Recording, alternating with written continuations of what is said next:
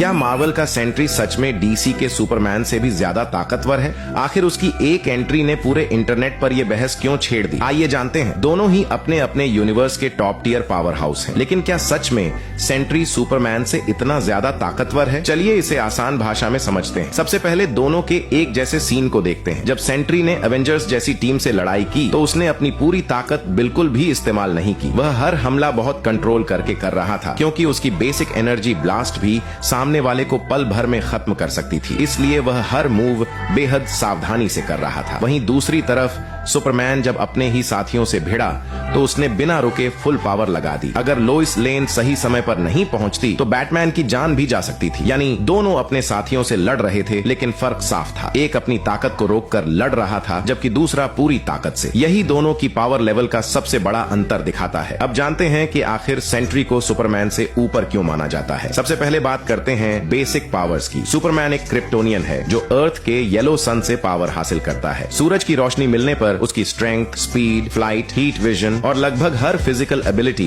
कई गुना बढ़ जाती है। उसके पास बायो इलेक्ट्रिक ऑरा भी है जो उसे और ज्यादा ड्यूरेबल बनाती है। लेकिन सेंट्री की ताकत इससे भी आगे जाती है। कॉमिक्स में सेंट्री ऐसे ऑब्जेक्ट्स उठा चुका है जिनका वजन पूरी अर्थ से भी कई गुना ज्यादा था। वह सेलेस्टियल के अर्थ जितने विशाल शरीर को भी सुपर स्पीड से ले जा चुका है। इसलिए रॉ स्ट्रेंथ के मामले में सेंट्री को अक्सर बढ़त मिलती है। अब बात डिफेंस की। सुपरमैन की फिजिकल ड्यूरेबिलिटी लगभग बेमिसाल है, लेकिन वह मैजिक, मेंटल अटैक्स और क्रिप्टोनाइट के खिलाफ कमजोर पड़ सकता है। दूसरी तरफ सेंट्री के पास लगभग हर तरह के डैमेज से रिकवर करने की क्षमता है, इसलिए उसकी डिफेंस कहीं ज्यादा कंप्लीट मानी जाती है। लेकिन असली गेम यहीं खत्म नहीं होता। सेंट्री की सबसे डेंजरस एबिलिटी है मोलिक्यूलर मैनिपुलेशन, यानी वह मॉलिक्यूल्स को कंट्रोल और रीशेप कर सकता है। अगर वह चाहे तो दुश्मन के शरीर की मॉलिक्यूलर स्ट्रक्चर तक बदल सकता है। इसी वजह से कई लोग मानते हैं कि सुपरमैन के खिलाफ यह एबिलिटी बेहद खतरनाक साबित हो सकती है। इसके अलावा सेंट्री एनर्जी एब्जॉर्ब भी कर सकता है। हीट विजन जैसी एनर्जी बेस्ड अटैक्स